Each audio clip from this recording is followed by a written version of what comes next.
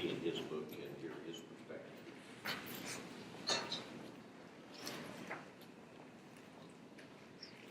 Well, thank you very much, Mr. Chairman. The problem of going last is everything's already been said. As they once said about a series of speeches in the United States Senate, somebody said, hasn't everything been said? I said, yes, but not everybody said it yet.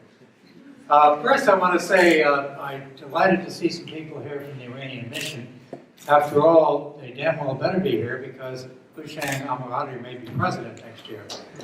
And you never know what's going to happen. One of the remarkable things is here's somebody can go from the United States to Iran, declare himself a president, and come home again. That has to say something. He didn't get thrown into heaven prison and is able to speak his mind. And I think we need to think carefully about that. Now, we are all preoccupied today with what's going on in Boston. The terrible thing that happened there on Patriots' Day, the slaughter of innocents, the crippling of a large number of people. One of the remarkable things that happens is when an incident takes place like this in our country ever since 9/11, is we go into a cottage industry. Who did it? I heard a lot of candidates for that, just like at the time of the Oklahoma City bombing, for the first few hours, we were given a whole raft of people. It was the Iranians, it was the Saudis, it was Osama bin Laden, blah, blah, blah, blah. Nobody said it was going to be homegrown Americans. Maybe some people came up with the idea, assuming that that is exactly, that comes out to be the truth, that it was a couple of people from Chechnya, born in, or from Dagestan, or from Kyrgyzstan, but I did hear on the radio somebody yesterday saying this could very well have been the Iranians. Well, I happen to think that was dumb, only because I don't think the Iranians are that dumb to do something like that. But I can tell you, if it had been brought home to the Iranians, or somebody would have said that, any idea about having any negotiation with Iran we did, and the bombs would start falling. We are on that kind of hair trigger, and we have an industry here now, in the United States media, to a great extent in the Congress and others, who are prepared to seize upon certain kinds of events since 9/11 and point to their particular enemy and then work on that basis. That is a problem for our society, and it doesn't look like it's going to get better anytime soon. Incidentally, if they were indeed from Chechnya, they would have been, if they were Muslim, they would have been Sunnis, not Shia. A distinction in this country that is not well known, and I guess there's some really black humor with regard to that. I'm delighted to be with our two candidates here, not two candidates, I'm sorry, one candidate, two colleagues here with their very extensive experience. I have to tell at least a couple of anecdotes of my own. Back in 1978, a colleague of mine, I was in charge of Middle East affairs in the White House, and my colleague Gary Sick was in charge of Iranian affairs. Fortunately, he had to deal with the hostage crisis, and I got to deal with the simple things like Arab-Israeli peacemaking. We were authorized by the President of the United States to offer the ambassadorship of the United States to Iran. We went out and offered it to this man, and he pondered about it, and he says, I don't think I'll do it. And as a result, Bill Miller did not become a hostage. It's free to stay in the United States. One of his smarter decisions. I went to, last time I was in Iran, I have to say, I haven't been invited since, but maybe there's a reason for that. I was in 1975 with Ted Kennedy, and we spent an hour and 47 minutes with the Shah. I think it was the longest meeting he'd ever had with a foreigner. We came out of that, and Kennedy says to me, he said, you know, this guy's got a lot of money. How come his suit looked like it was falling off him? And I said the following thing, and didn't follow up what I said. Oh, I don't know. Looks like a guy who's on chemotherapy. Oh! 5 years later, when we discovered, just as he was dying, that was true, we learned that his French doctors knew about it all along, but hadn't bothered telling us. The French are always very good allies. I happen to think that's true. Incidentally, talking about death to this and death to that, borrowing from the Persians, we do that. Anybody who's a chess player here does it all the time. Death to, checkmate, death to the Shah, right? That's what checkmate means. Okay, we're asked to talk today a little bit about U.S.-Iran direct talks is a breakthrough on the horizon. I hope that Bill Miller's right. I fear that he's wrong. Not because we don't have a basis, a framework, things to talk about, series of common interests, ways to make this work, but because the political climate, in my judgment, simply does not allow it. I'll give you another thing. I've worked on Arab-Israeli affairs now for 45 years with some of the same people. Lauren McCall's first cousin, for example, is president of Israel. That's Shimon Peres. You didn't know that, did you? Small world. Okay, well, he was in the game when I first started 45 years ago. There is a solution to Arab-Israeli peacemaking. It is called the Clinton Parameters of the 10th of January, 2001. Everybody who's honest, who knows anything about Arab-Israeli peacemaking, knows that that's the answer. So we've known it for 12 years. What prevents it from happening? Politics. Politics in Israel, politics among the Palestinians, and politics in this country. If you allow the Israelis and the Palestinians to get together, all the polling says they would agree on the Clinton parameters in 24 hours, and we'd have it done. Well, that's what's happening now, I'm afraid, with us with regard to Iran. We got a mess. And let's understand just how much of a mess we are in. In Iran, I haven't been, as I said, since 1975, but the people of Iran are suffering. No question about it. Not so much the leaders, but the average Iranian. It is a society that is highly isolated. The opportunities of this extraordinary society, our president says it, other people say it, etc., this extraordinary society to take its proper place in the world is stunted. The opportunity of people to go about their business and to fulfill their destiny as human beings is stunted. We've already heard that the largest group of outside students in this country up until 1979 were Iranian. Today, incidentally, they're Chinese, so maybe there's a story there too, unless we get ourselves into a real catfight with the Chinese. The Iranians are very much suffering. The United States, we're in a mess too. Let me just give it to you very simply. The President of the United States has made a commitment. Incidentally, if the President of the United States had been a Republican, he made a similar commitment. Both of these candidates were blackmailed during the election. I'm sorry, let's use the term, and they both came into it, to say not only are all options on the table, incidentally, not all options are on the table. That is, we have not been prepared as a country to negotiate seriously, and I'll come back to that in a minute. But on the military side, the President of the United States, it's Mr. Obama, could have been Mr. Romney, have said that if X, Y, or Z comes about, some kind of red line, which is not defined very clearly. In fact, Mr. Netanyahu even said that that caricature he had at the UN has now been kind of pushed up a little bit, in part because they have to understand in Israel that a war with Iran would be a disaster for Israel, just as it would be probably worse for us than the Iraq War has proved to be for us, from which we have still not recovered in the Middle East and with our alliances. I won't say that we in Iran are both self-deterred, but there is certain an element of that in that. But the President of the United States has said that under certain kind of circumstances he would be prepared to use force. Now, this means the United States is in the following position, that the President is dependent on not having to follow that scenario, which I personally believe would be bad for the United States, and we can judge that. There have been a lot of people who have had their own views on it. I don't think it would be very bad. The President thinks it would be bad. The Joint Chiefs of Staff think it would be bad. Between them, they have so far managed to keep us from going over that particular line. But keeping from going over that line is dependent upon two things. One, Israel behaves itself. Two, Iran behaves itself. No great power should ever get itself into that position. It is, I won't say hair trigger, because I think there are a lot of sensible people on both sides who don't want this to happen and all of this, but it is not a salubrious position in which to be. And I think this is a mess, we've got to find a way to get out of it. Number one, I think what we have to understand in this country is we're not going to be able to disengage from the Middle East. We are sick and tired of war as people in this country. We had some people, idiot people, talk about a war of choice in Afghanistan. Sure, doing what we did, we all felt after 9/11 what we had to do. I worked at the time in a place called the Rand Corporation, and I looked out my window and I could see a plane slamming into the Pentagon. We're the first building south of that. In fact, I used to say I had a very unique position, very important position. I had oversight of the Pentagon. I literally had oversight of the Pentagon. Don't anymore. I now work someplace else.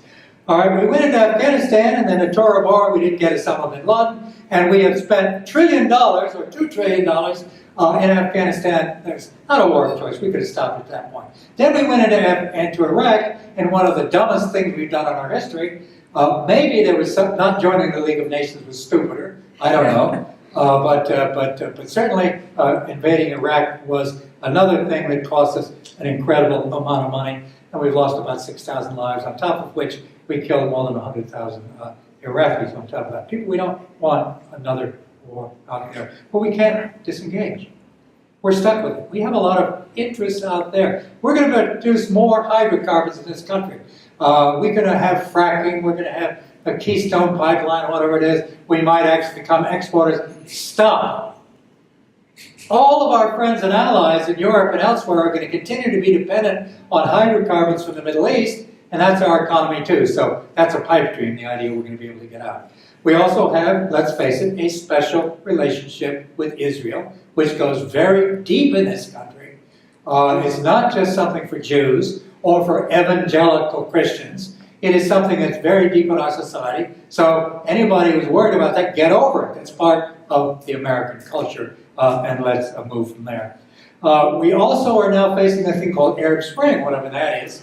But it does mean that the capacity of dealing with things like terrorism, things like of kinds of instability, the refugee and immigration flow into Europe, etc., what happens in Egypt, what happens in the Egyptian-Israeli relationship, what happens in Syria, with the risk now of a spread of a Sunni-Shia civil war in Syria across the Middle East. We have now a creeping civil war that is not something that's actually coming out of Iran particularly. The Iranian Revolution, to a great extent, has run its course. They tried to export the revolution, and people said, I don't want to live like that. It's also almost, I think Bill Miller was saying, really coming out the other side, but a lot of these others haven't. Now I'm going to say something that will get me in deep trouble, which is the leading exporter of terrorism in the world is not Iran, it's Saudi Arabia.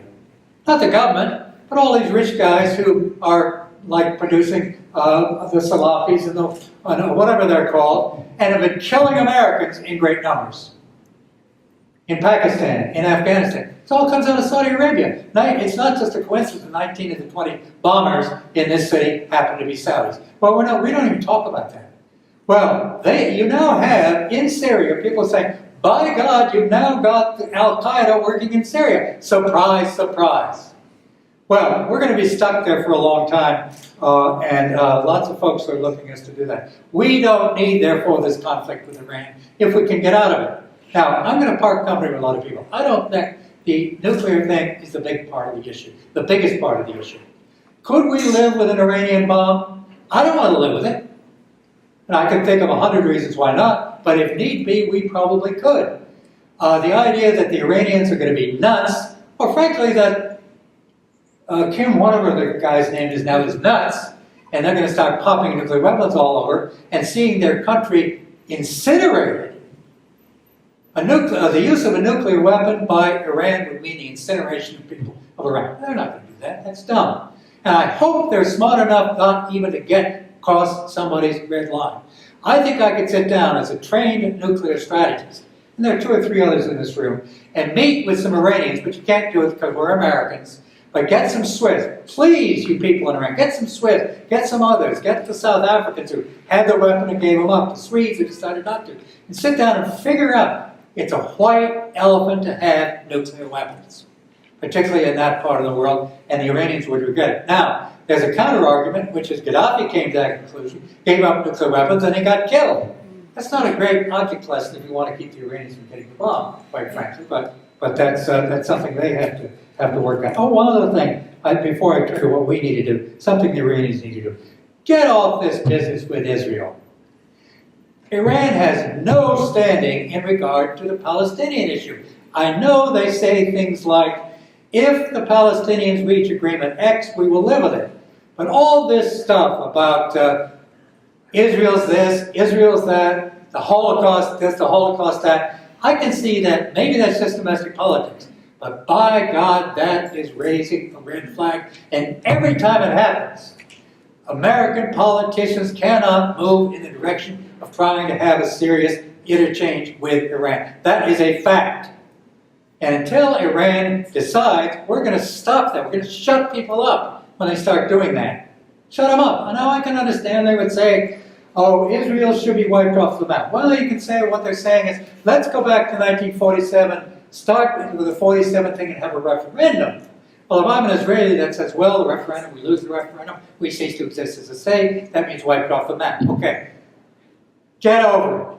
Okay? Stop it. Now, just so that I don't look like I'm being nasty to the Iranians on that, there's some things we shouldn't do. We did something last week which is an extraordinarily stupid thing to have done. We permitted the Mujahideen-e-Khalq. Incidentally, today is the anniversary of Waco with the Branch Davidians. The Branch Davidians looked like a Sunday school compared to the MNK. All right? The MNK come up with a huge amount of money, bought a lot of people, got themselves off the terror list. I don't know where the money came from. I'd really like to know where that money came from. Last week, they opened an office in Washington with a stone's throw from the White House and some people who should have known better. Ted Kennedy's younger son, Patrick Kennedy, Jim Jones, and Jim Jones shows up. Maybe he felt bad because on his watch, the Iraqis went in and killed a bunch of MEK people. He turned out and he said, these people share American values. This is a guy, he was National Security Advisor. That was, I mean, he took $25,000 from the MEK, but I don't think, well, I'm sorry. There was a poll that came out yesterday of Iranian Americans. The only thing they agreed on, 95%, is the MEK are a bunch of swine who worked for Saddam Hussein in the war that killed 1 million Iranians. Okay? That's really dumb on our part. Okay, we'll get rid of the MEK if you shut up, you Iranians who are in the room, shut up about Israel. Now, what do? I said that, and we're going to have a lot of discussion. First, we need to see this more broadly. We need to see what our interests are until some dumb bitch who decided he wanted to make a name for himself, came up with a thing called the Axis of Evil. We know why he came up with it. Up until that moment, Iran and the United States had a common interest in Afghanistan. Why? It's not because the Iranians loved us.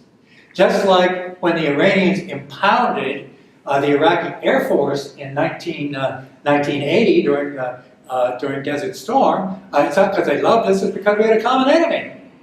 The Iranians and we worked together. Jim Dobbins and other people say that.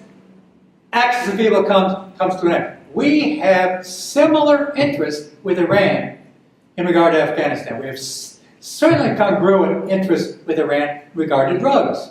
The two countries that suffer most from drugs from Afghanistan are Russia and Iran. When I was in Afghanistan with Jim Jones, before he discovered the MEK, a few years ago, the Iranians came to NATO and said, we are suffering from the drug trade. Please, NATO, put your troops on the Iranian frontier in Afghanistan. The United States vetoed it. We all know why the United States vetoed it. All right, that's another element, but we also in the process have to get control of this issue made back here in the United States. Because I'll tell you, Israel, if it were to go to war or lead us to go to war with Iran, wouldn't be doing itself any favor, as we hear from 4 of the last 6 or 7 heads of Mossad, and we hear from many of the most recent heads of the Israeli Defense Forces. We've got to find a way to do that. We've got to get the United States Congress out of this business. John Kerry at least went up there yesterday and said, pretty please, don't do so much on more sanctions. Let's face it, we and Iran are at war. Sanctions are an act of war. That's our side. the Iranians have done certain kinds of things, whether it's with Hezbollah or Hamas, or what they may or may have not have done in Iraq or in Afghanistan, et cetera, et cetera, et cetera. These are acts of war on both sides. We ought to flip that around and start looking for acts of peace. And I'll give you some examples. Height of the Cold War, 1972, ABM Treaty. We created an incidents at sea agreement with the Soviet Union to prevent conflicts coming by a clash between our two navies. We and the Iranians, everybody has an interest in the free flow of shipping through the Strait of Hormuz. Everybody, including the Iranians. We have common interest on counter-piracy. The Iranians are involved in counter-piracy off the East Coast. Why don't we talk to them about it? Why don't we have an incident? Why don't we have a free flow, a freedom of passage through the Strait of Hormuz, etc.? Now, I said something, we don't have all options on the table. What we need to do is the following couple of things. I'll just finish on these things. Number one, if you want to deal with another country and get them to do something, you've got to walk in their shoes. The Iranians got to walk in our shoes, which means you've got to understand the Israeli thing for us and stop throwing gasoline on that fire. Like it or not. We have to understand that three countries, we have to recognize the security interests of three countries: the United States, Israel, and Iran. We are unwilling, and have been in three administrations, unwilling to say that we will recognize that Iran has legitimate security interests. Beg your pardon, Bill, but the report that came out this week by the team that you were involved in doesn't say that either. It says maybe down the road it can be talked about. I remember talking to some of the EU negotiators a few years ago, and I made this point, and they said, oh no, we talked to the Iranians directly, and we said, we're prepared to have security, maybe security guarantees. Question, are you speaking for the United States? Answer, no. Then you were not serious. Now, maybe we can get a response, but if you're not prepared to say that, you're not even in the game. The Cold War with the Soviet Union came to an end for a number of reasons. One of which was after 1962 with mutual assured destruction, after 1972 with the ABM Treaty, we and the Russians became responsible for one another's ultimate security. That's what mutual assured destruction meant.